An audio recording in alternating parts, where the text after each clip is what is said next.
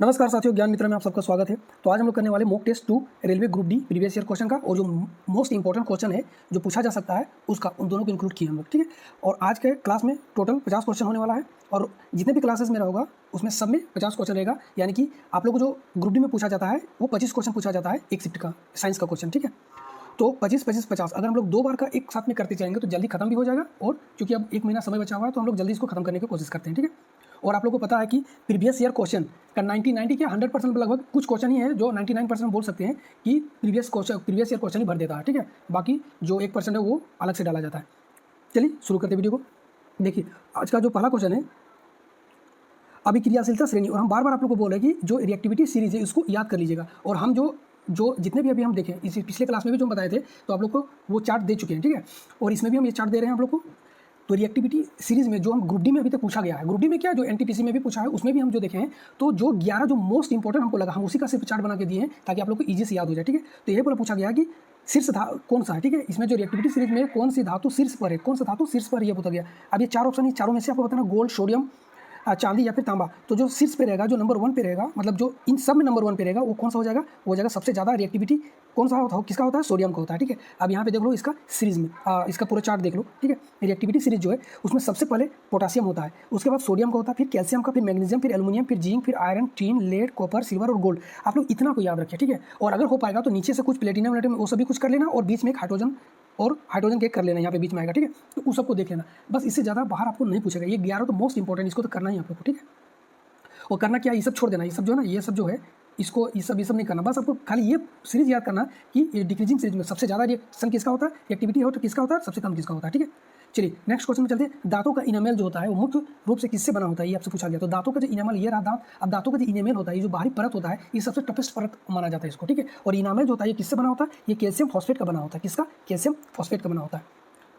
चलिए नेक्स्ट देखिए, किसी आरेख में चुंबक की क्षेत्र रेखाओं को एक दूसरे के निकट खींचे जाने के क्या तात्पर्य है। देखिए ये एक मैग्नेट है, ये नॉर्थ पोल है, ये साउथ पोल है। अब यहाँ से मैग्नेटिक फील्ड जो जनरेट होता है नॉर्थ टू साउथ की ओर, तो आप लोग एक चीज़ नोटिस किए होंगे कि देखना यहाँ पे जो होता है, ये इस पॉइंट में और इस पॉइंट में मैग्नेटिक फील्ड लाइन जो होता है सामने सामने होता है। क्यों होता है, इस जगह पे जितना पास हम लोग मैग्नेटिक फील्ड लाइन को रखेंगे ना, तो वहाँ उतना ही ज़्यादा मैग्नेटिक डेंसिटी ज़्यादा होता है, ठीक है। मैग्नेटिक इफेक्ट जो होता है, मतलब चुंबकीय क्षेत्र का जो प्रबलता होता है वहाँ पे, वो सबसे ज़्यादा होता है कहाँ पे, जहाँ पे जितना ज़्यादा, अगर हम लाइन को दूर दूर रखें तो यहाँ चुंबकीय क्षेत्र की प्रबलता कम होगा, लेकिन अगर हम लाइन को इस तरह से सामने सामने रखेंगे तो यहाँ का जो फील्ड है वो बहुत ज़्यादा होगा, बहुत ज़्यादा होता है, ठीक है। तो अब यहाँ पे खोज लो कौन से थे, उस क्षेत्र में चुंबकीय क्षेत्र प्रबल होता है, पहला ही वाला आपका सही जवाब हो जाएगा। चलिए नेक्स्ट देखिए, आधुनिक आवर्त सारणी में तत्वों को किस आधार पर व्यवस्थित किया गया है। तो आधुनिक आवर्त सारणी में जो किस आधार पर व्यवस्थित किया गया है ये आपको बताना है। तो हम लोग को पता है कि आधुनिक आवर्त सारणी जो एटॉमिक नंबर के बढ़ते क्रम में इसको सजाया गया है, ठीक है। तो माफ कीजिएगा, एटॉमिक नंबर का हो गया, एटॉमिक मास, परमाणु संख्या लिखिए, परमाणु मास कर दिया यार, एटॉमिक नंबर होगा यहाँ पे, थोड़ा सा इंग्लिश में मिस्टेक हो गया है, ठीक है। यहाँ पे एटॉमिक नंबर होगा, एटॉमिक नंबर के परमाणु संख्या के बढ़ते क्रम में इसको सजाया गया, ठीक है। चलिए अगला क्वेश्चन चलते हैं। आई धारा वहन करने वाली एक परिनालिका के कारण उत्पन्न चुंबकीय क्षेत्र बी है, ठीक है। और चुंबकीय क्षेत्र को बी से डिनोट करते हैं। यदि परिनालिका से प्रवाहित होने वाली धारा को आधी कर दिया जाए अन्य सभी प्रचलनों को समान रखते हुए, तो नया चुंबकीय क्षेत्र कितना होगा। अब अगर जो मैग्नेटिज्म बहुत अच्छा से पढ़ा वो तुरंत बता देगा कि अगर धारा को आधा कर रहे हैं तो मैग्नेटिक फील्ड भी आधा ही हो जाएगा। क्यों आधा होगा, कि आप लोगों को पता है कि मैग्नेटिक फील्ड जो होता है इसका फॉर्मूला क्या होता है, μ0 n × I, ठीक है। ये वाला होता है फॉर्मूला। अब म्यू नॉट क्या होता है, तो म्यू नॉट होता है permeability of free space, n क्या होता है नंबर ऑफ टर्न, आई क्या होता है करंट, बी क्या होता है मैग्नेटिक फील्ड, ठीक है। ये सब आप लोग को पता होना चाहिए। तो अब यहाँ पे बोल दिया गया है कि ये दोनों को तो कांस्टेंट कर दिया गया। ये जब दोनों को कांस्टेंट हो जाएगा, अगर ये दोनों को कांस्टेंट नहीं करता तो इसका मान में आधा होता, तो आधा यहाँ हम नहीं कर सकते, लेकिन इसको जब कांस्टेंट कर दिया तो अब बी डायरेक्टली प्रोपोर्शनल टू आई हो जाएगा। अगर इसको हम आधा करें तो ये भी तो आधा हो जाएगा, इसको 2 गुना करेंगे तो ये भी 2 गुना हो जाएगा, इसको 4 गुना करेंगे तो मैग्नेटिक फील्ड भी 4 गुना हो जाएगा, ठीक है। तो इसका कितना हो जाएगा, आधा हो जाएगा, यानी कि b/2 हो जाएगा। इसका करेक्ट आंसर हो जाएगा b/2। अगर जिसको समझ में नहीं आया तो यहाँ पे पूरा यहाँ पे लिख दिए हैं, आप लोग इसको अच्छे से एक बार देख लेना, ठीक है, इसका मतलब क्या होता है। चलिए नेक्स्ट, एक बच्चा माता से x गुणसूत्र तथा पिता से y गुणसूत्र प्राप्त करता है। माता से x और पिता से y गुणसूत्र प्राप्त करता है। इन गुणसूत्र के संयोजन का परिणाम क्या होगा यह बताना है, ठीक है। तो आप लोग को पता होगा कि फीमेल में और मेल में, फीमेल में क्या होता है x गुणसूत्र होता है, मेल में क्या होता है x और y गुणसूत्र होता है, ठीक है। अगर x और x गुणसूत्र मिलता है तो फीमेल बेबी जन्म लेता है, अगर x और y गुणसूत्र मिलता है तो मेल बेबी जन्म लेता है। अब यहाँ पे बोल दिया गया कि पिता से वाई गुणसूत्र प्राप्त हो रहा है, तो पिता से वाई गुणसूत्र प्राप्त हो रहा है, माता से एक्स गुणसूत्र प्राप्त हो रहा है, तो क्या बनेगा, एक्स और वाई मिलके क्या बना देगा, बेबी मेल को बनाएगा, यानी कि बच्चा जो होगा वो क्या होगा, मेल होगा। ठीक है, तो चलिए यहाँ पे आप देख लीजिए ऑप्शन में क्या दे रखा है, बच्चे का लिंग माता द्वारा निर्धारित होता है, ये नहीं, पिता के द्वारा निर्धारित होता है, क्योंकि वाई गुणसूत्र उसी के क्रोमोसोम उसी के पास होता है। ठीक है, 2 वाई गुणसूत्र ये तो नहीं होगा, बच्चा लड़की होगा ये नहीं होगा। देखिए यहाँ डी नंबर में दे रखा है वाई गुणसूत्र की उपस्थिति के कारण बच्चा लड़का होगा। ठीक है, चलिए अगला क्वेश्चन है, जब हाइड्रोकार्बन को जलाया जाता है तो नीला जब लो जलता है तो यानी कि उसको पूर्ण दहन होता है, और जहाँ पूर्ण दहन होता है वहाँ पे टेम्परेचर भी हाई होता है। ठीक है, तो इसका आंसर क्या हो जाएगा, यहाँ जो उच्च तापमान पर पूर्ण दहन होगा, इसका डी नंबर का सही जवाब हो जाएगा। देखिए जो क्वेश्चन इजी है उसको हम जल्दी जल्दी पार करेंगे, जो समझाने वाला रहेगा उसको हम समझाएंगे। ठीक है, लेंस के निम्नलिखित में से देखिए ऑप्टिक्स ना आप लोग ऑप्टिक्स चैप्टर आप लोग ना अगर पढ़ चुके हैं तो फिर से एक बार रिवीजन कर लीजिए, बहुत क्वेश्चन 3 से 4 क्वेश्चन एकदम फिक्स से इससे पूछा जाएगा हर एक शिफ्ट में। लेंस के निम्नलिखित में से किस भाग से गुजरने वाली किरण बिना विचलित हुए निकल जाती है, तो किस भाग से। अब लेंस 2 तरह का होता है, एक तो उत्तल लेंस, एक होता है अवतल लेंस। अब लेंस के किस भाग से, तो यहाँ पे एक भाग होता है, इसको यहाँ पे कहाँ पे मुख्य एक्सिस यानी कि प्रिंसिपल एक्सिस के जहाँ पे यहाँ पोल जहाँ होता है, पोल को P से डिनोट करते हैं, और ये जो होता है ऑप्टिकल सेंटर इसको O से डिनोट करते हैं। तो इसका जो ऑप्टिकल सेंटर है, ऑप्टिकल सेंटर से जब हम लोग लाइट को गुजारेंगे तो वो सीधा निकल जाएगा। ठीक है, ये मुड़ेगा नहीं, कहीं पे मुड़ता नहीं, तो इसका आंसर क्या हो जाएगा, ऑप्टिकल सेंटर इसका सही जवाब हो जाएगा। ऑप्टिकल सेंटर कहाँ पे खोजो, ये देखिए डी नंबर में दे रखा ऑप्टिकल सेंटर। ठीक है, इसका करेक्ट आंसर हो जाएगा। चलिए नेक्स्ट है, कौन सा शब्द सबसे उचित रूप से यह बताता है कि गर्म दिन में ठंडे गिलास की बाहरी सतह पर पानी की बूंदें कैसे बनती है, कैसे बनती है, कौन बताएगा, और ये बताता है कौन बताता है, कंडेंसेशन बताता है। देखिए ठंडा का गर्मी का दिन है, अब एक ठंडा गिलास है, फ्रिज से निकालो गिलास को और रख दो यहाँ बाहर में, जैसे बाहर में रखते हो, चूंकि ये जो गिलास है इसका टेम्परेचर कम है एटमॉस्फेयर के टेम्परेचर की तुलना में। ठीक है, तो यहाँ जब टेम्परेचर कम है, जो एटमॉस्फेयर में जो ह्यूमिडिटी है यहाँ से आके जब टकराएगा, जब इसको छुएगा टकराएगा, तो ये जो कम टेम्परेचर के कारण यहाँ पे क्या हो जाएगा, कंडेंस होने लगेगा, और ह्यूमिडिटी किससे बनता है, पानी से बनता है। ठीक है, तो यहाँ जो वो जो पानी जो एटमॉस्फेयर में था वो अब यहाँ पे दिखने लगेगा धीरे धीरे आप लोग को। ठीक है, तो यही किसके कारण होता है, ये कंडेंसेशन के कारण होता है। जैसे कि अब आप एक केटली लो, इसमें पानी गर्म करो, अब जब भाप निकलेगा तो यहाँ पे एक थाली रख देना या फिर कोई चीज़ रख देना, तो धीरे धीरे देखो यहाँ पे बूंदे निकलने लगती है। किसके कारण होता है, कंडेंसेशन, कंडेंस करके हम लोग फिर पानी को जमा कर लेते हैं। तो इसका आंसर क्या हो जाएगा, संघनन। अब इसको हिंदी में बोलते हैं संघनन, है ना। नेक्स्ट देखो, पौधे में लैंगिक जनन यानी कि सेक्सुअल रिप्रोडक्शन का कौन सा लाभ है, सेक्सुअल रिप्रोडक्शन का कौन सा लाभ होता है ये आपको बताना है। ऑप्शन पढ़ो, अपने ऑप्शन में जो भी दिया है पता चल जाएगा। इसके लिए हमेशा अलग अलग जातियों के 2 पौधे की आवश्यकता होती है। इसके लिए हमेशा अलग अलग जातियों के 2 पौधों का जरूरत होता है। 2 पौधे, अगर मान लेते हैं 2 पौधा ले लिए, एक पौधा 2 पौधा, अब दोनों ही मेल है, तो क्या ये हो पाएगा, नहीं। इसके लिए 2 पौधा चाहिए, लेकिन अलग अलग किसका चाहिए, लिंग का चाहिए, है ना। एक अनुवांशिक विविधता वाले बीज उत्पन्न करने में सहायता होता है। देखिए यह जो होता है ना, अनुवांशिक विविधता वाले बीज उत्पन्न करने में सहायता होता है। जैसे कि अब हम, ये इसका करेक्ट आंसर हो जाएगा। अब हम देखते हैं, ठीक है, एक आम का पेड़ है, बट ये जो आम का पेड़ है इसमें छोटा छोटा आम लग रहा है, लेकिन आम का पेड़ बहुत मजबूत है, बहुत ही, इसका जड़ें भी बहुत अधिकतर विकसित है, इसमें कीड़ा वाला भी नहीं रखता कुछ। ठीक है, लेकिन एक आम का पेड़ है जो बड़ा बड़ा आम देता है, बट ये उतना जल्दी सर्वाइव नहीं कर पाता, इसका जड़ें भी कमजोर है। हम अब दोनों को क्या किए, दोनों को सामने सामने में लगवा दिए। अब इसका जो प्लांट, इसका जो फ्लावर है, इसके मेल जो होगा फ्लावर, फीमेल फ्लावर से जाके क्या होगा, जब इसका फर्टिलाइज करेगा तो अब जो नया जो पौधा बनेगा, ये जो नया जो बीज बनेगा, नया जो पौधा बनेगा, ये जो पौधा अब जो जनरेट होगा वो पौधा क्या होगा, इसका गुण लेगा, यानी कि इसके जड़े और मजबूत पौधा बनेगा, और इसका गुण लेगा, यानी कि आम भी अब इसमें बड़ा बड़ा लगेगा। समझ में आया। इसी कारण से अनुवांशिक विविधता वाले बीज को उत्पन्न करता है। ठीक है, नेक्स्ट देखिए, बोर के परमाणु मॉडल यानी कि बोर का जो एटॉमिक मॉडल के अनुसार इलेक्ट्रॉन नाभिक के चारों ओर, देखिए बोर जो है, बोर ने क्या बताया था, बोर ने बताया था कि इलेक्ट्रॉन जो है नाभिक के चारों ओर वृत्ताकार पथ में, सर्कुलर पाथ में घूमता है, बस इसने यही बताया था। ठीक है, जिसको हम लोग डिस्क्रीट कहा जाता है। ठीक है, लेकिन इसके बाद ये तो इसका आंसर मिल गया कि सर्कुलर पाथ में क्या होगा, ये हो जाएगा कुछ निश्चित वृत्ताकार कक्षाओं में घूमते, जिसको डिस्ट्रिक्ट कहा जाता है, डिस्क्रीट कहा जाता है। अब इसके बाद एक साइंटिस्ट आया जिसको सोमरफील्ड कहा जाता है, और नाम सोमरफील्ड, उसने बताया कि जो इलेक्ट्रॉन है वो दीर्घ वृत्ताकार पथ में घूमता है, यानी कि इस तरह से घूमता है। ठीक है, तो दोनों ही एक साथ याद रखो ताकि आप लोग को याद रह जाएगा। यहाँ पे ये लिखती है, एक बार पढ़ लेना इसको भी। कार्य के संबंध में निम्नलिखित में से कौन सा कथन गलत है, कार्य के संबंध में निम्नलिखित में से कौन सा कथन जो है गलत है। कार्य धनात्मक, ऋणात्मक और शून्य होता है, बिल्कुल ये सही है। कार्य सभी बलों के लिए पथ स्वतंत्र राशि है, ये गलत हो जाएगा, और यही आपका आंसर भी हो जाएगा। सभी पथों के लिए देखिए 2 तरह का फोर्स होता है, एक तो कंजर्वेटिव फोर्स, एक होता है नॉन कंजर्वेटिव फोर्स। कंजर्वेटिव और एक होता है non conservative force. Conservative force क्या होता है कि इसको जब काम करवाते हैं हम, तो इसको पथ की जरूरत नहीं पड़ता है। जब नहीं पड़ता तो यहाँ पे बोल दिया कि भैया पथ की जरूरत पड़ेगा सभी के लिए, तो ये तो गलत यहीं पे हो गया। नॉन कंजर्वेटिव फोर्स जैसे कि फ्रिक्शन फोर्स हो गया, इसके लिए पथ की जरूरत पड़ता है, जिस रास्ते पे जाता है उसके लिए पथ का जरूरत पड़ता है कि फ्रिक्शन होगा इसमें। ठीक है, यही वाला चीज़ यहाँ पे बोला गया। अब इसी को वहाँ पे हम लिख दिए हैं कि कार्य सभी बलों के लिए पथ स्वतंत्र नहीं होता है। गुरुत्वाकर्षण बल जो कि नॉन कंजर्वेटिव फोर्स है, होता है तथा विद्युत बल जैसे संरक्षित बल है, जिसका कंजर्वेटिव फोर्सेस द्वारा किया गया कार्य में पथ की कोई जरूरत नहीं होता है। लेकिन जो घर्षण बल होता है, जिसको हम लोग नॉन कंजर्वेटिव फोर्स बोलते हैं, उसके लिए पथ की जरूरत पड़ता है। ये चीज़ को यहाँ पे लिखा हुआ है, आप लोग एक बार अच्छा से पढ़ लेना। चलिए अगला क्वेश्चन है, कार्बन के किस गुणधर्म के कारण वह स्वयं तथा अन्य तत्वों के साथ आबंध बनाकर एक लंबी चेन बनाता है, जिसको हम लोग बोलते हैं कैटेनेशन, श्रृंखलन जिसको कहा जाता है। इसका आंसर क्या हो जाएगा? श्रृंखलन। जैसे कार्बन कार्बन कार्बन जुड़ के एक लंबा चेन बना देता है, इसी को बोला जाता है कैटेनेशन। ठीक है, चलिए नेक्स्ट क्वेश्चन है, पदार्थ की अवस्था में परिवर्तन जब चेंज ऑफ स्टेट होता है पदार्थ का के संबंध में निम्नलिखित पर विचार करना है और आपको सही जवाब को देना है। ठीक है, चलिए अब विचार कीजिए। पदार्थ की अवस्था में परिवर्तन एक भौतिक परिवर्तन है, जो कि बिल्कुल सही है। एक बर्फ है, अब इस पर अगर हम ये बर्फ है, अब इसको टेम्परेचर को बढ़ा देंगे तो क्या होगा? ये गल जाएगा, गल के क्या बन जाएगा? लिक्विड बन जाएगा, पानी बन जाएगा, है ना। गल गया, पानी बन गया, तो ये पहले सॉलिड था, अब लिक्विड बन गया, पदार्थ की अवस्था में चेंज हो गया। ये एक भौतिक परिवर्तन है। क्यों है? क्योंकि फिर से जब हम इसका टेम्परेचर को फिर से हम गिराएंगे, यानी कि धीरे धीरे गिरते गिरते माइनस पे ले जाएंगे, तो फिर ये जम के क्या हो जाएगा? फिर से सॉलिड बन जाएगा। ये एक भौतिक परिवर्तन है। यानी कि भौतिक परिवर्तन क्या होता है कि एक अवस्था में चेंज होने के बाद फिर से हम उसी अवस्था में ला सकते हैं। रासायनिक परिवर्तन क्या है? जब हम एक अवस्था से दूसरी अवस्था में चेंज हो जाता है तो फिर हम उसको उसी अवस्था में नहीं ला सकते, उसको रासायनिक परिवर्तन कहा जाता है। जैसे कि खाना जो हम लोग खाए पच गया तो रासायनिक परिवर्तन है। हम रोटी खाए, उसको डाइजेस्ट हो गया, कार्बोहाइड्रेट में टूट गया, वो उसी कार्बोहाइड्रेट से क्या फिर रोटी बना सकते हैं? नहीं बना सकते, वो जो टूट गया तो टूट गया। ठीक है, यानी कि ये एक भौतिक परिवर्तन यहाँ से समझ में आ गया। दूसरा में क्या बोला है? पदार्थ की अवस्था में परिवर्तन एक यानी कि रिवर्सिबल प्रोसेस होता है, जो अभी बताएं कि फिर से हम टेम्परेचर कम करेंगे तो फिर से उसको हम सॉलिड बना देंगे। यानी कि दोनों ही सही है। ठीक है ना, तो ए और बी दोनों सही है। इसका आंसर हो जाएगा क्या? ए और बी दोनों सही है। चलिए अभिकथन यानी कि असर्शन तथा रीजन, दो चीज़ दे रखा है और आपको सही विकल्प को चुनना है। ठीक है, असर्शन में क्या बोला गया है कि कॉन्फ्रेंस हॉल की छतें जो वक्राकार होता है, जो कि बिल्कुल सही है। वक्राकार छतें ध्वनि को हॉल में समान रूप से प्रसारित करने में सहायता करता है, ये भी सही है। ठीक है, ये और ये साउंड का क्वेश्चन है, ये दोनों ही सही है। अब देख लो दोनों सही क्या? अभिकथन और कारण दोनों गलत है, ये तो नहीं होगा।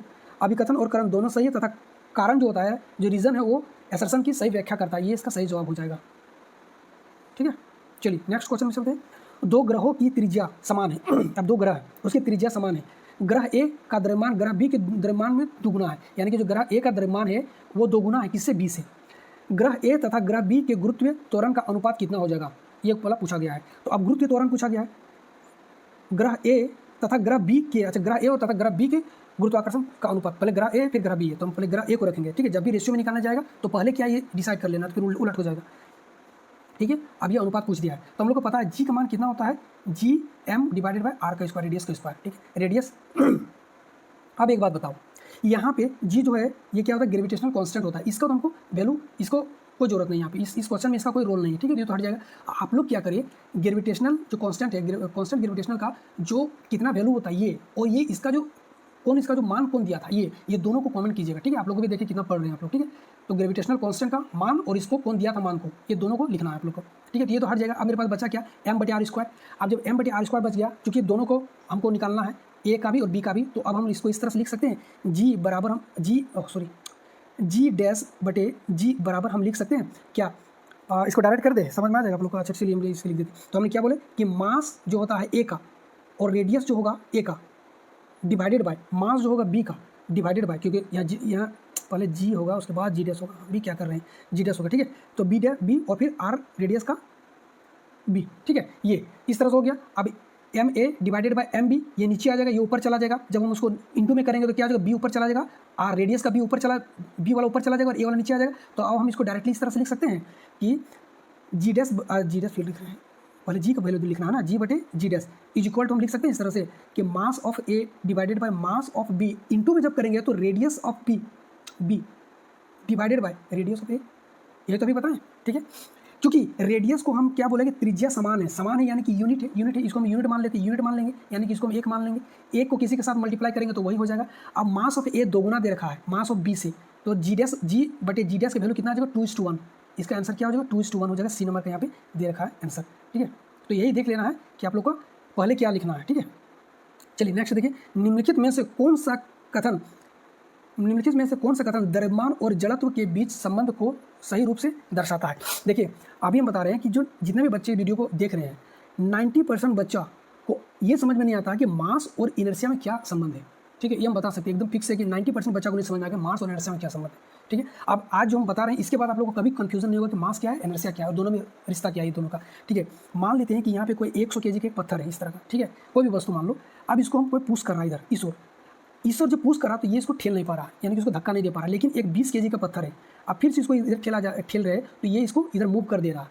क्यों कर रहा है? ये नहीं ठेल पा रहा, क्यों? क्योंकि मास इसका 100 kg है, 100 kg का मास। अच्छा, मास 100 kg हम लोग kg में लिखते हैं मास को, ठीक है, और जब हम लोग वेट को लिखेंगे तो हम लोग न्यूटन में लिखेंगे। वेट का यूनिट न्यूटन होता है, मास का kg होता है, याद रखना। यहाँ पे g का वैल्यू इंक्लूड होता है न्यूटन में, ठीक है। आई होप कि ये सब आप लोग समझ में आता होगा, ठीक है, इसीलिए हम kg यहाँ पे लिख रहे हैं मास को, ठीक है। 100 kg का मास है, यहाँ पे 20 kg का, 20 kg का तो हम लोग पुश कर दे रहे हैं, लेकिन 100 kg का नहीं। क्यों? जब हम इसको 100 kg वाला पुश कर रहे हैं, तो जब पुश कर रहे हैं तो ये भी तो, इसमें तो कुछ ऐसा चीज़ है जो हम ठेल नहीं पा रहे, यानी कि ये भी कहीं से बल लगा रहा है, जिससे कि जो हम बल लगा रहे हैं उसके अपोजिट में एक बल लगा रहा है। इसी को, ये जो बल लगा रहा है ना, यही वाला है इनर्शिया।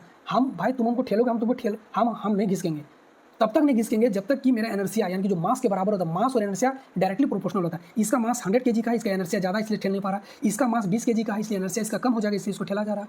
समझ में आ गया? मास और इनर्शिया में क्या है, यानी कि मास जो होता है, मास जो है डायरेक्टली प्रोपोर्शनल होता है किसका? इनर्शिया का। समझ में आ गया? यहाँ पे मास होता है डायरेक्टली प्रोपोर्शनल होता है इनर्शिया का। अब देखो यहाँ पे क्या देखा, द्रव्यमान जड़त्व के समानुपाती होता है, डायरेक्टली प्रोपोर्शनल होता है, डी नंबर में दे रखा है। चलिए नेक्स्ट क्वेश्चन देखिए। अवतल दर्पण यानी कि कनकेव मिरर का मुख्य फोकस वह बिंदु है जहाँ वक्रता केंद्र से गुजरने वाली, देखो आप यहाँ पे कनकेव मिरर दे रखा है, ठीक है, वक्रता केंद्र से गुजरने वाली लाइट कभी भी अभिसारित होता, फोकस में अभिसारित होता नहीं होता है, ठीक है, कभी भी फोकस में अभिसारित नहीं होता है। जब भी वक्रता केंद्र से, यानी कि सेंटर ऑफ कर्वेचर से जब हम लाइट को गुजारेंगे तो फोकस से करके नहीं जाएगा, ठीक है, रिफ्लेक्ट होकर नहीं जाएगा, नहीं गुजरेगा यहाँ से, ठीक है। ये क्वेश्चन तो गलत हो गया। नेक्स्ट देखो, मुख्य अक्ष के समानांतर, मुख्य अक्ष यानी कि प्रिंसिपल एक्सिस के जब हम लोग समांतर लाइट को भेजते हैं तो टकरा के उसके बाद हम लोग कहाँ से आता है, ये मुख्य फोकस से गुजरता है, जो कि ये 2 नंबर का सही दे रखा है। हम लोग को पता है जब प्रिंसिपल एक्सिस के समानांतर लाइट की किरण आएगा, ये प्रिंसिपल एक्सिस और इसके समानांतर जब लाइट की किरण इधर से आता है, टकराने के बाद कहाँ से गुजरता है, मुख्य फोकस से करके गुजरता है। ये इसका सही जवाब हो जाएगा बी नंबर का। नेक्स्ट देखिए, असंतृप्त हाइड्रोकार्बन यानी कि अनसेचुरेटेड हाइड्रोकार्बन सामान्यतः कैसी ज्वाला उत्पन्न करता है? तो कैसी ज्वाला उत्पन्न करता है? कोई ज्वाला नहीं, स्वच्छ नीला ज्वाला, चमकदार श्वेत। देखिए सबसे पहले तो आप लोग ये समझिए, अनसैचुरेटेड यानी कि डबल बॉन्ड हो या फिर ट्रिपल बॉन्ड हो, ठीक है, या तो डबल बॉन्ड होना चाहिए या फिर ट्रिपल बॉन्ड, तो इसको अनसैचुरेटेड। और जब भी अनसैचुरेटेड को हम लोग जलाएंगे ना तो ये बहुत ही ज़्यादा धुआं देगा और उसका लो भी कम रहेगा और टेम्परेचर भी कम रहेगा। धुआं देता है और लो कम किसका रहता है? येलो का। तो धुआं कम रहेगा, धुआं ज़्यादा रहेगा, काला धुआं के साथ पीला ज्वाला देगा, पीला ज्वाला का टेम्परेचर कम होता है, ठीक है। तो काला धुआं, और जब भी सैचुरेटेड को अगर जलाएंगे तो उसमें नीला लो के साथ बहुत ही ज़्यादा टेम्परेचर को उत्पन्न करेगा, ठीक है।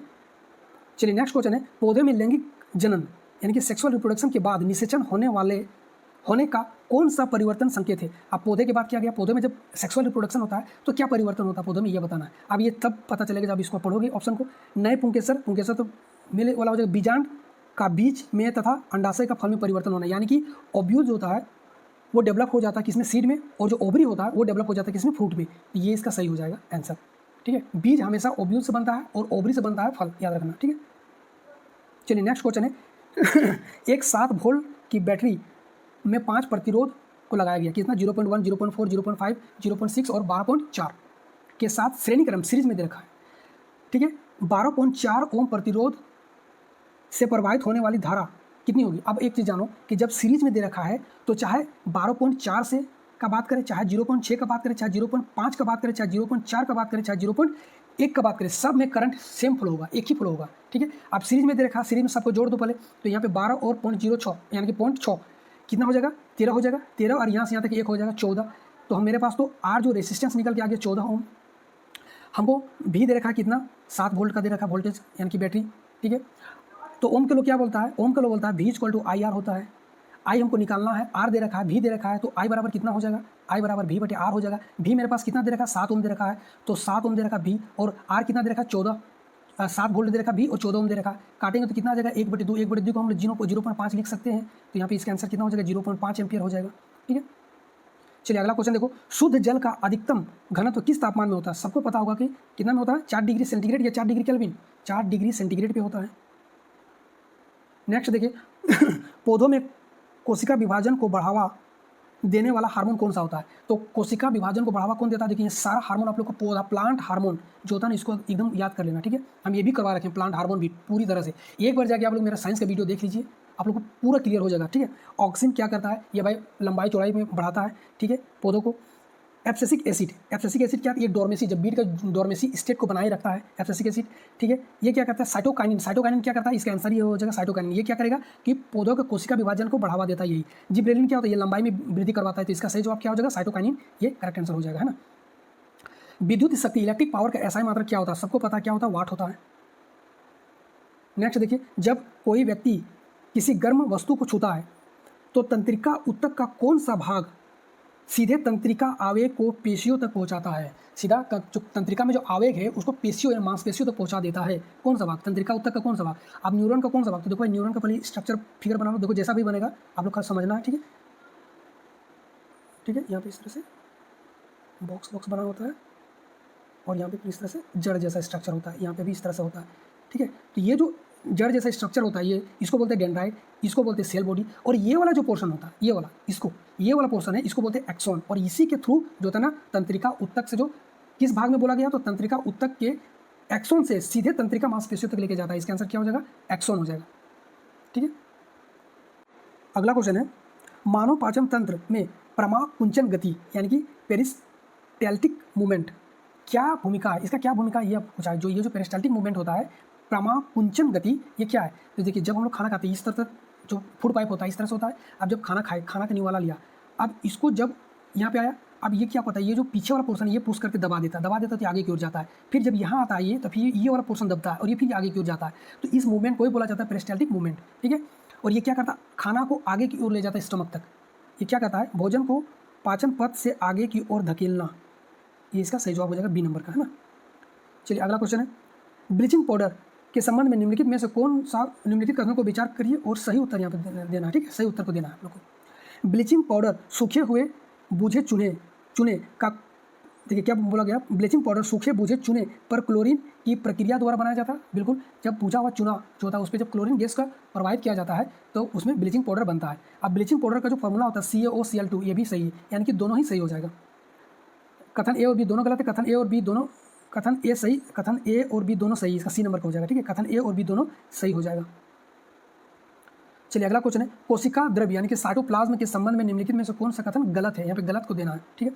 कोशिका में अनेक कोशिकांग होते हैं। जो साइटोप्लाज्म होता है, ये जो साइटोप्लाज्म कोशिका में जो लिक्विड जैसा फ्लूइड जैसा होता है, लसलसा फ्लूइड जैसा, इसी को बोला जाता है साइटोप्लाज्म। अब साइटोप्लाज्म में ही न्यूक्लियस है, साइटोप्लाज्म में ही राइबोसोम है, माइटोकॉन्ड्रिया है, ठीक है, गोल्जी बॉडी, ये सब साइटोप्लाज्म में तैरता रहता है, यानी कि इसको सेल ऑर्गेनल्स बोला जाता है। तो इसी में तैरता है, तो ये तो सही हो जाएगा। कोशिकाओं के अनेक कोशिकांग होते हैं, इसमें बिल्कुल सही है। कोशिका द्रव्य प्लाज्मा झिल्ली के भीतर स्थित तरल पदार्थ होता है। बिल्कुल, ये जो प्लाज्मा झिल्ली है, ये जो आउटर लाइन है, प्लाज्मा झिल्ली के अंदर में होता है। कोशिका द्रव्य प्रोकैरियोटिक तथा यूकैरियोटिक दोनों कोशिकाओं में पाया जाता है, दोनों में पाया जाता है। पादप कोशिका में, देखिए चौथा वाला में क्या बोला है डी नंबर में, कि पादप कोशिका में कोशिका द्रव्य कोशिका भित्ति और प्लाज्मा मेम्ब्रेन के बीच में होता है, यानी कि ये रहा कोशिका भित्ति और प्लाज्मा मेम्ब्रेन, और यहाँ से सेल इस तरह से स्टार्ट होता है, ठीक है। तो ये जो पादप कोशिका में जो सेल होता है इस तरह से, इसमें दो लेयर होता है, एक तो होता है सेल मेम्ब्रेन का, कोशिका भित्ति जिसको बोलते हैं, और एक ये जो होता है ये होता है सेल वॉल, जिसको हम लोग बोलते हैं कोशिका भित्ति। तो ये जो सेल वॉल है और ये जो सेल मेम्ब्रेन है, इसके बीच में होगा, ये पूछा है, नहीं यहाँ पे होता है ना, ये तो गलत हो जाएगा यहाँ पे। चलिए अगला क्वेश्चन, प्रकाश की एक किरण समतल दर्पण पर अभिलंब से 30 डिग्री का कोण आपतित होती है। आपतित तथा परावर्तित किरण के बीच का कोण कितना होगा, ये पूछा गया। देखिए बोला गया एक समतल दर्पण है, क्या है? एक समतल दर्पण है। इस तरह से एक समतल दर्पण हम ले लिए। अब यहाँ से एक नॉर्मल पहले खींच देते हैं, ये हो गया नॉर्मल। अब यहाँ से एक इंसिडेंट रे यानी कि आपतित किरण आ रहा है, और नॉर्मल से आपतित किरण का जो बीच का इंसिडेंट रे का जो वैल्यू दे रखा है 30 डिग्री का दे रखा है एंगल, ठीक है। तो अब ये पूछा है जो परावर्तित किरण है, ये जो रिफ्लेक्टेड रे है उससे, यानी कि जो ये परावर्तित किरण है और रिफ्लेक्टेड किरण के बीच का एंगल कितना बनेगा। तो ये जब 30 डिग्री का बना रहा है तो ये भी तो 30 डिग्री का बनाएगा, क्योंकि जब प्लेन मिरर होता है तो जो रिफ्लेक्शन इंसिडेंट रे और रिफ्लेक्टेड रे के बीच का जो एंगल होता है सेम बनता है नॉर्मल से, ठीक है। तो ये 30 डिग्री, तो ये भी 30 डिग्री, टोटल कितना हो जाएगा 60 डिग्री। इसका आंसर क्या हो जाएगा 60 डिग्री। अगर यहाँ इससे यानी कि मिरर से अगर पूछता कि कितना डिग्री का होता तो यहाँ 30 डिग्री का हो गया, तो यहाँ कितना हो जाएगा 60 डिग्री का हो जाता, यहाँ 60 डिग्री का हो जाता, फिर यहाँ से 30 डिग्री का हो जाएगा, 60 और 30 60 120 डिग्री का तब बन जाता इसके, ठीक है। अगर यहाँ से यहाँ तक का पूछा जाता तो, ठीक है लेकिन वो तो पूछा नहीं है। ब्रिक यानी कि किडनी की नलिकाओं तथा लार ग्रंथि सलाइवरी ग्लैंड की नलिकाओं की आंतरिक परत किस प्रकार की उपकला उत्तक से बना होता है? तो आप लोग को पता होगा ये जो होता है ना क्यूबॉइडल, एक क्यूब की तरह होता है, इस तरह से उत्तक से बना होता है, इस तरह से उत्तक होता है, ठीक है, इससे बना होता है। इसका क्या हो जाएगा? क्यूबॉइडल एपिथेलियम से बना होता है।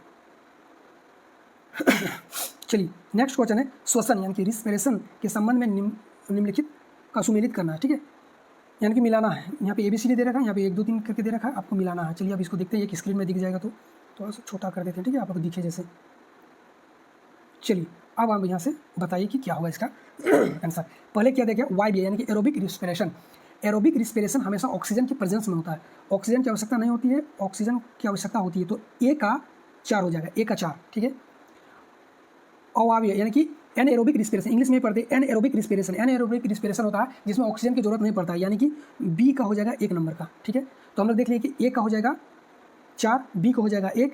ऑक्सीजन की उपस्थिति में पायरुवेट का विघटन, जब ऑक्सीजन की उपस्थिति में पायरुवेट 2 के ATP बनाता है, वो ऑक्सीजन के प्रेजेंस में कौन करता है, वो करता है माइटोकॉन्ड्रिया करता है, ठीक है। ऑक्सीजन की अनुपस्थिति में ग्लूकोज का विघटन कौन करता है, तो ये करता है साइटोप्लाज्म करता है, यानी कि कोशिका द्रव्य करता है। तो अब यहाँ पे देख लो, A का हो जाएगा 4, 2 का हो जाएगा 1 और 3 का हो जाएगा 2 और 4 का हो जाएगा 3। अब देखो खोजो, इसमें A का पहले 4 है, तो A का 4 2 में दे रखा है, ठीक है। A का 4 किस में दे रखा है, B में भी दे रखा है और D में भी दे रखा है। चलो 2 का 1 था तो 2 का 1 देख लो, तो B का 1 इसमें भी दे रखा है, इसमें भी दे रखा है। अब C का 2 दे रखा है एक में और C का 3 दे रखा है, तो C का ऑक्सीजन की उपस्थिति में पायरुवेट माइटोकॉन्ड्रिया तोड़ता है, यानी कि इसमें तोड़ता है, यानी कि C का 2 हो जाएगा। अब C का 2 जिसमें उसको मारो ठीक, C का 2 किसमें दे रखा है, तो C का 2 दे रखा है किसमें, B नंबर में, तो ये इसका आंसर क्या हो जाएगा, B का हो जाएगा, ठीक है। चलिए अगला क्वेश्चन है, किसी कार का वेग वेलोसिटी टाइम यानी कि वेग समय ग्राफ 40 किलोमीटर प्रति घंटा पर एक्स अक्ष के समानांतर एक सीधा रेखा T0 यानी कि समय 0 से लेकर के 3 घंटे तक, ठीक है, 3 घंटे तक ग्राफ का समय अक्ष के बीच घिरा क्षेत्रफल क्या दर्शाता है। देखिए ये सब जो दे रखा है ना, यहाँ से लेकर के यहाँ तक सब आपको दिमाग को भटकाने के लिए दे रखा है। सीधा सीधा वेलोसिटी टाइम ग्राफ क्या बताता है, ये अब पूछना। तो वेलोसिटी टाइम ग्राफ हमेशा विस्थापन को बताता है, डिस्प्लेसमेंट को बताता है कि ये 3 घंटे में कितना डिस्प्लेस किया। ये न्यूमेरिकल तो देने रखा, तो यहाँ इसका आंसर हो जाएगा कि 3 घंटे में कितना डिस्प्लेस हुआ। अगर न्यूमेरिकल देता कि कितना डिस्प्लेस हुआ तो हो जाता 3 घंटे में 40 किलोमीटर, 4 या 12 120 किलोमीटर डिस्प्लेस होगा, ठीक है, ये होता। लेकिन यहाँ तो पूछा नहीं, यहाँ पूछा गया कितना होगा, तो 3 घंटे में ये डिस्प्लेसमेंट को दिखाएगा, 3 घंटे तक वो डिस्प्लेसमेंट होता रहेगा। चलिए नेक्स्ट क्वेश्चन है, उत्पादकों यानी कि प्रोड्यूसर को खाद्य श्रृंखला यानी कि फूड चेन के प्रथम स्तर पर क्यों रखा गया, ये आपसे पूछा गया क्वेश्चन। ये प्रथम स्तर पर ये इसलिए रखा गया क्योंकि ये प्रोड्यूस करता है खुद से खाना। क्या क्या खाना कैसे बनाता है भैया, तो ये जल यानी कि वाटर को लेता है, कार्बन डाइऑक्साइड को लेता है, और वाटर और कार्बन डाइऑक्साइड क्या है, तो ये अकार्बनिक पदार्थ होता है, क्योंकि वे अकार्बनिक पदार्थों से भोजन बनाते हैं। चलिए अगला क्वेश्चन है, अभिक्रियाशीलता श्रेणी, फिर से देखिए रिएक्टिविटी टेबल। अभिक्रियाशीलता श्रेणी की अत्यधिक क्रियाशील धातुओं का निष्कर्षण, ये भी हम बता रखे हैं अपने साइंस के क्लास में बता चुके हैं कि जो निष्कर्षण होता है ये किस विधि से किया जाता है। तो हमेशा आप लोग याद रखिएगा कि ये जो इलेक्ट्रोलाइटिक रिडक्शन के द्वारा किया जाता है, इलेक्ट्रोलाइटिक अपचयन के द्वारा, ठीक है। नेक्स्ट देखिए, किसी वस्तु पर, ओ सॉरी इसको हम बढ़ाई नहीं, इसलिए छोटा छोटा दिख रहा है ना। चलिए, किसी वस्तु पर उसकी स्थिति या विन्यास के कारण संचित ऊर्जा को क्या कहा जाता है। अब एक वस्तु है, ठीक है, अब ये यहाँ से हिल नहीं रहा, या फिर इस वस्तु को ऊपर उठा दिए, ठीक है, जमीन से हम इतना ऊपर उठा दिए। अब यहाँ पे ऊर्जा होगा, यहाँ पे एनर्जी होगा। अब ये जो एनर्जी किस फॉर्म में है ये आपसे पूछा गया, तो ये काइनेटिक एनर्जी के फॉर्म में होगा, ठीक है। माफ कीजिएगा, काइनेटिक एनर्जी कहाँ से होगा, पोटेंशियल एनर्जी के फॉर्म में होगा ना, पोटेंशियल एनर्जी के फॉर्म में होगा, स्थितिज ऊर्जा के फॉर्म में होगा। नेक्स्ट देखिए, निम्नलिखित में से कौन सा कथन अलैंगिक जनन एसेक्सुअल रिप्रोडक्शन की विशेषता को दर्शाता है। तो एसेक्सुअल रिप्रोडक्शन कब होता है, जब सिर्फ और सिर्फ एक ही, या तो एक ही वही होता है मादा, वही होता है, मतलब एक ही शरीर है। अब यही मादा भी मेल की तरह भी बिहेव करता है, ये भी फीमेल की तरफ ही बिहेव करता है, ठीक है। उसको बोलते हैं एसेक्सुअल रिप्रोडक्शन। इसमें मेल और फीमेल अलग अलग होने की जरूरत नहीं है, तो केवल एक जनक शामिल होता है, इसमें 2 जनक शामिल होता है, आनुवांशिक रूप से विविधता उत्पन्न करता है, आनुवांशिक रूप से विविध संतति उत्पन्न होते हैं।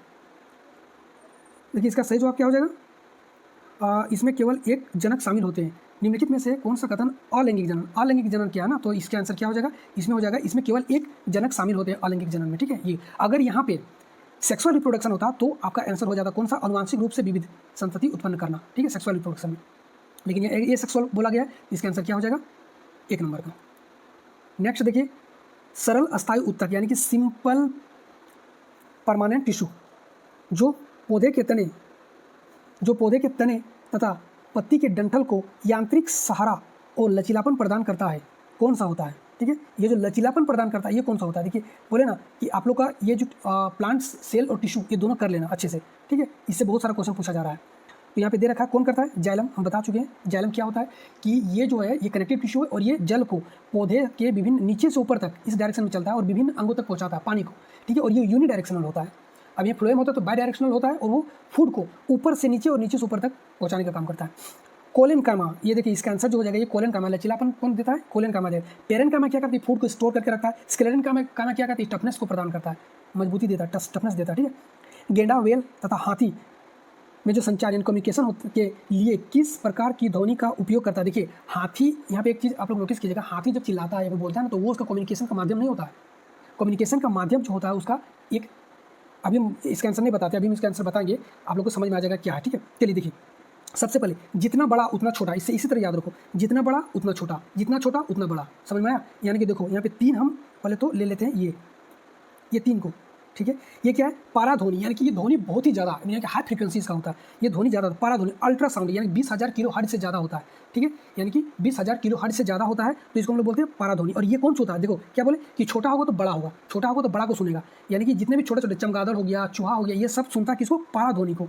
पाराध्वनि यानी कि अल्ट्रासोनिक साउंड को सुनता है। ऑडिबल साउंड, ये हम लोग इंसानों के द्वारा इस कितना होता है, 2 से लेकर के 20 से लेकर के 20,000 हर्ट्ज तक होता है, ठीक है, इसका रेंज। और 20 हर्ट्ज से नीचे जिसका होता है उसको हम लोग बोलते हैं इंफ्रासाउंड। अब ये फिर वहीं से आ गया, जो बड़ा होगा तो छोटा होगा, यानी कि जो बड़ा जानवर होगा वो छोटा को सुनता है। और ये जो संचार का जो माध्यम होता है ना, हाथी का हो गया, गेंडा का, वो इसी से होता है। जब हाथी से बात करेगा, गेंडा से बात करेगा ना, तो इंफ्रासाउंड से करता है, यानी कि बहुत ही नीचे लेयर होता है, यानी कि 20 से किलो से नीचे होता है इसका, ठीक है। 20 हर्ट्ज से नीचे का साउंड जो होता है उसको बोला जाता है क्या, इंफ्रासाउंड, ठीक है। और इसी के माध्यम से संचार से बात करता है कौन, हाथी या फिर गेंडा हो गया या फिर व्हेल हो गया, ठीक है। इसका आंसर क्या हो जाएगा, इसका आंसर हो जाएगा इंफ्रासाउंड। चलिए नेक्स्ट क्वेश्चन है, निम्नलिखित में से कौन सा विलयन यानी कि सॉल्यूशन बनने के दौरान होने वाले भौतिक परिवर्तन का उदाहरण है। जब सॉल्यूशन बनता है तो भौतिक परिवर्तन का उदाहरण कौन सा है ये आपको बताना। अब जब तक ऑप्शन नहीं पढ़ोगे इस तरह क्वेश्चन में जवाब नहीं दे पाओगे। आमाशय में भोजन का पचना बता चुके हैं, ये क्या है, केमिकल रिएक्शन होता है। जल में नमक का घुलना, ये क्या होता है, भौतिक परिवर्तन होता है। जल में नमक को घुल गया और फिर से जल को जब हम लोग भाप बना के उड़ा देंगे तो हमको फिर से नमक मिल जाएगा, ठीक है। तो इसका सही जवाब हो जाएगा नमक के विलयन में लोहे का जंग लगना है। नमक के विलयन में ये कौन सा क्वेश्चन क्या पूछा, नींबू का रस डालने से दूध का फट जाना, ये केमिकल रिएक्शन, ये भी नहीं होगा, ठीक है। तो इसका आंसर क्या हो जाएगा, बी नंबर का। अवतल दर्पण यानी कि कनकेव मिरर द्वारा निर्मित प्रतिबिंब के संबंध में निम्नलिखित कथनों पर विचार कीजिए। तो कनकेव मिरर यानी कि कनकेव मिरर, अब बना दो कनकेव मिरर, दिमाग में आ जाएगा, फोकस हो गया, सेंटर ऑफ कर्वेचर हो गया, ठीक है, पोल हो गया, दिमाग में इसको रख लो। अब चलो, अवतल दर्पण सदैव वास्तविक, बिल्कुल वास्तविक बनाए, क्योंकि प्रतिबिंब इधर बनता है तो वास्तविक जो भी लेंस हो या दर्पण हो, प्रतिबिंब अगर इस डायरेक्शन में बनेगा, इस डायरेक्शन में, तो वो हमेशा वास्तविक होगा। इस डायरेक्शन में बनेगा तो हमेशा काल्पनिक होगा। इस डायरेक्शन में बनेगा तो जो हमेशा उल्टा होगा, जो वास्तविक होगा तो उल्टा होगा। इस डायरेक्शन में बनेगा तो हमेशा सीधा होगा, काल्पनिक होगा, सीधा होगा, ठीक है। इस डायरेक्शन में बनेगा तो हमेशा प्रतिबिंब छोटा भी होगा, बड़ा भी होगा, लेकिन इस डायरेक्शन में बनेगा तो हमेशा बड़ा होगा, ठीक है। ये चीज़ याद रख लेना। अब चलिए यहाँ पे आप देखते हैं, अवतल दर्पण सदैव वास्तविक तथा उल्टा प्रतिबिंब बनाता है, बिल्कुल वास्तविक बनाएगा और उल्टा प्रतिबिंब बनाएगा। और यहाँ पे पूछा क्या है कि निम्नलिखित कथनों पर विचार कीजिए, सिर्फ विचार करने बोल दिया, ठीक है। देखते हैं अभी क्या, जब वस्तु फोकस और वक्रता केंद्र के बीच रखी जाती है तब प्रतिबिंब वास्तविक, उल्टा तथा छोटा बनता है। 1 मिनट, यहाँ पे हम एक चीज़ गड़बड़ कर दी है। यहाँ पे देखो एक चीज़ देखो, हमसे भी गड़बड़ हो गया अभी। अवतल दर्पण में दोनों तरफ लेना है ना, हम तो सिर्फ इस तरफ का ले लिए। अवतल दर्पण में सदैव वास्तविक और उल्टा प्रतिबिंब बनता है, हाँ, इस तरफ रहेगा तब वास्तविक बनेगा और उल्टा प्रतिबिंब बनेगा, लेकिन इस तरफ जब रहेगा तो काल्पनिक भी तो बनता है, तो ये तो गलत हो गया, ठीक है। तो ये तो गलत हो गया, पहला वाला तो गलत हो गया। दूसरा में देखो, यानी कि यहाँ सही पूछा होगा, जब, क्योंकि ये भी तो ये है, जब वस्तु फोकस और वक्रता केंद्र के बीच रखी जाती है, यानी कि जब वस्तु को हम लोग कहाँ पे रख रहे हैं, फोकस पे और वक्रता केंद्र के बीच में रख रहे हैं, तब प्रतिबिंब वास्तविक, उल्टा और छोटा बनता है। फोकस और वक्रता केंद्र के बीच में रख रहे हैं, यहाँ पे रख रहे हैं, तो वास्तविक तो ठीक है, उल्टा भी ठीक है, लेकिन बड़ा बनेगा। कहाँ पर बनेगा, अनंत और सेंटर ऑफ कर्वेचर के बीच में बनेगा और बड़ा प्रतिबिंब बनेगा, ये भी गलत हो जाएगा, ठीक है। आप लोग अगर प्रतिबिंब ये जो ऑप्टिक्स में ये जो नहीं पढ़े ना, तो इसको पढ़ लीजिएगा, ठीक है, ये बड़ा हो जाएगा, ये भी आंसर इसका गलत हो जाएगा। चलिए तीसरा नंबर में देखिए, जब वस्तु अनंत पर रखा गया है, अब ये रहा अवतल दर्पण, अब वस्तु अनंत पे कहीं रखा गया, अनंत पे रखेगा तो इसके पैरेलल आएगा, इसका लाइट अनंत पे रखा जाता है तो मुक्त फोकस होकर के गुजरेगा, ठीक है, यहाँ से गुजरेगा, तब अवतल दर्पण अपने, इसको पढ़ा नहीं जा रहा, अवतल दर्पण अपने फोकस पर वास्तविक उल्टा और बिंदु के समान प्रतिबिंब बनाएगा। ये जो बिल्कुल सही है। देखिए जब अवतल दर्पण पे हम लोग किसी वस्तु को अनंत पे रखते हैं तो उससे आने वाला जो लाइट है वो कहाँ से बनता है, वो बनेगा कहाँ पे बनेगा, फोकस पे बनेगा। कैसा बनेगा, वास्तविक बनेगा, उल्टा बनेगा और एकदम एक बिंदु के जितना बड़ा बनेगा। ठीक है, तो ये सही है, यानी कि 3 नंबर का सही है, बाकी सब गलत है दोनों। ये सही है, तो केवल 3 इसका आंसर हो जाएगा। अब यहाँ पे देख लो केवल 3 कहाँ पे दे रखा है, एक में ही दे रखा है, केवल 3 इसका सही जवाब हो जाएगा।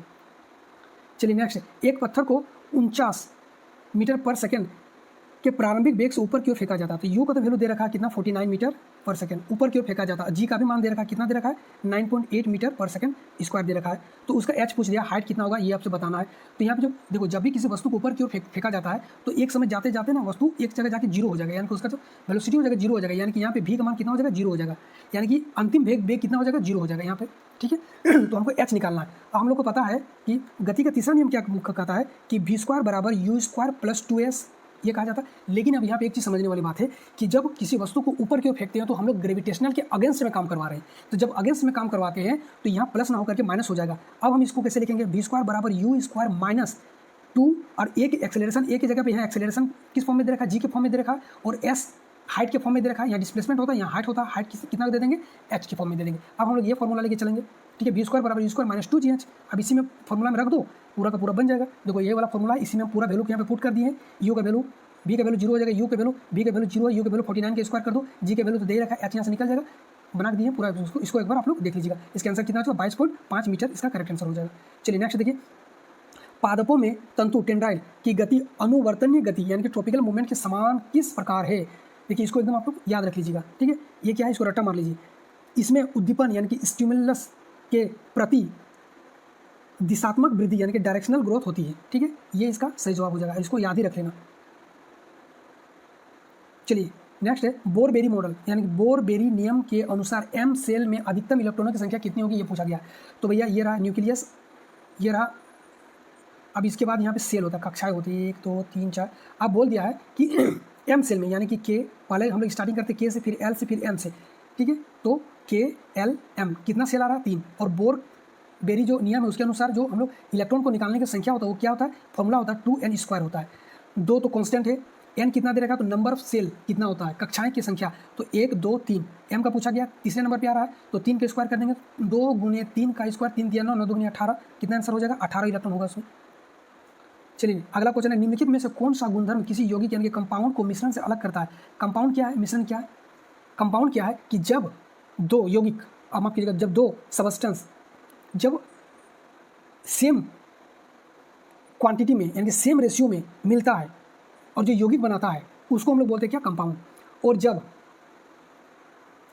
असमान क्वांटिटी में मिलाया जाता है जिसका रेशियो कोई फिक्स नहीं रहता है, जैसे कि एयर में क्या होता है, अब जैसे कि हम लोग जानते हैं कि 74% लगभग 74 75 78 इसमें समथिंग कुछ करके क्या नाइट्रोजन है, 26% ऑक्सीजन, लगभग 26% 25% या 25.5% 24% इस तरह हम लोग ऑक्सीजन को लेते हैं। ठीक है, कार्बन डाइऑक्साइड कितना हम लोग लेते हैं, 0.3 लेते हैं, 0.3 समथिंग करके 0.4 तक कभी कभी हो जाता है। ठीक है, तो ये हम लोग लेते हैं, तो ये सब लगभग में लेते हैं। 0.3 हम लोग अभी का जो है वो 0.3 है। ठीक है, ये 0.3 है, मान के चलो, लगभग, हमेशा लगभग लिखा जाता है। क्यों, क्योंकि ये फिक्स क्वांटिटी में नहीं मिक्स होता है। ठीक है, तो जब फिक्स क्वांटिटी में नहीं रहेगा तो मिक्सर, जब एक फिक्स क्वांटिटी में रहेगा तो कंपाउंड।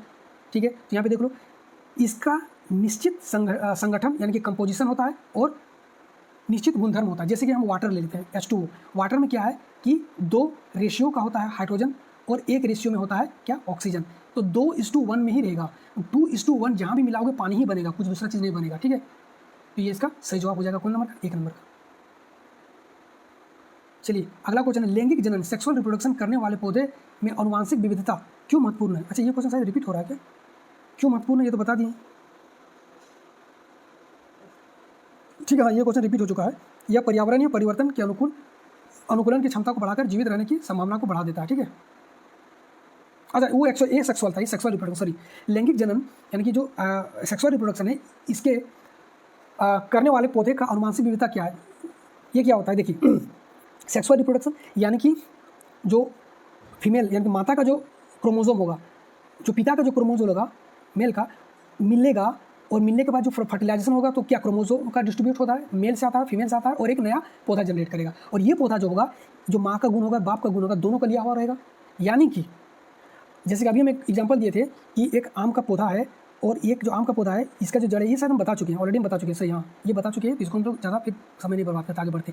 अपचयन अभिक्रिया, ठीक है, अपचयन अभिक्रिया यानी रिडक्शन अभिक्रिया। रिएक्शन में क्या होता है हम ऑलरेडी बता चुके हैं। ऑक्सीडेशन में क्या होता है कि ऑक्सीजन को ग्रहण किया जाता है और इलेक्ट्रॉन को त्याग किया जाता है।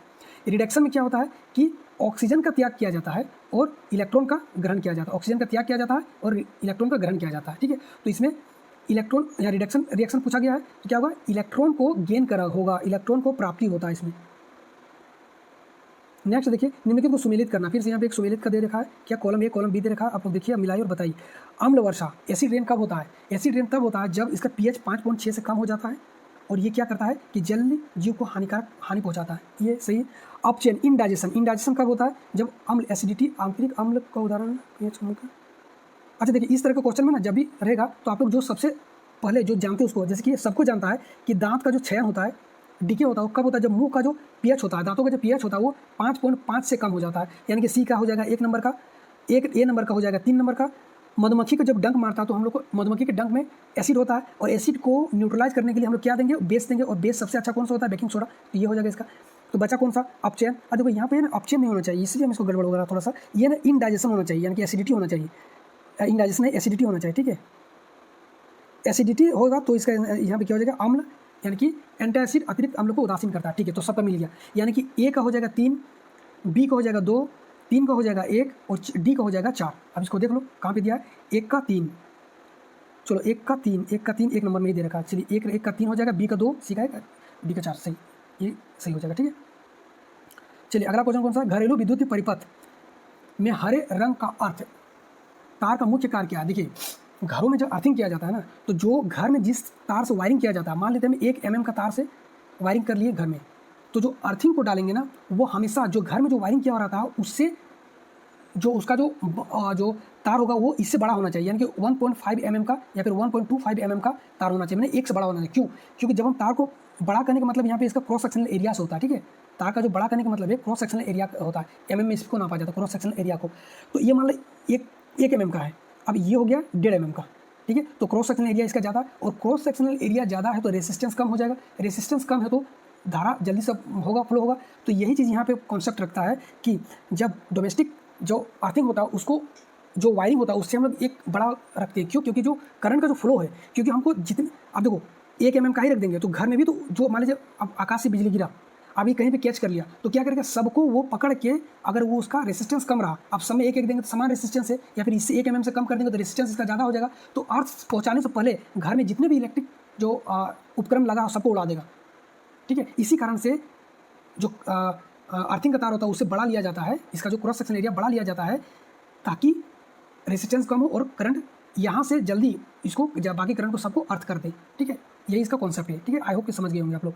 तो कम प्रतिरोध वाला मार्ग प्रदान करना जिससे लीकेज धारा सुरक्षित रूप से पृथ्वी में चली जाती है, ठीक है। तो ये इसका सही जवाब हो जाएगा 1 नंबर का। चलिए अगला, एस्टर कैसा पदार्थ होता है? तो एस्टर जो होता है, जब एस्टर को आप सुनोगे तो ये पका हुआ फल की तरह मीठा मीठा गंध करता है, मीठा गंध करता है।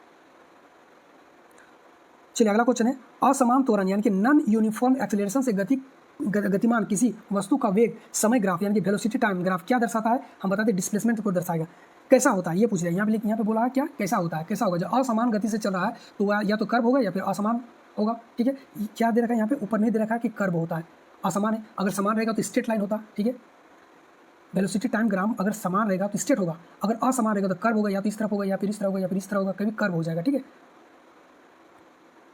चलिए अगला क्वेश्चन है 51 वाला क्वेश्चन, ठीक है। इसको भी देख लेते हैं। यदि किसी पुरुष में शुक्राणुओं की गतिशीलता यानी कि स्पर्म मोटिलिटी कम है, अगर स्पर्म मोटिलिटी कम है तो निम्नलिखित में से किस ग्रंथि को सही ढंग से कार्य ना करने की संभावना है? कौन सा ग्रंथि? तो देखिए प्रोस्टेट और शुक्राशय, ये 2 ग्रंथियाँ को अगर ढंग से काम नहीं करेगा तो जो स्पर्म का जो मोटिलिटी है उस पर इफेक्ट पड़ेगा, ठीक है। ये इसका सही जवाब हो जाएगा। ये इसका लास्ट क्वेश्चन था आज का। वीडियो कैसा लगा आप लोग जरूर बताइए। अगर वीडियो अच्छा लग रहा है तो प्लीज़ वीडियो को लाइक शेयर और चैनल को सब्सक्राइब कर लीजिएगा। वीडियो देखने के लिए थैंक यू। तब तक के लिए जय हिंद, जय भारत।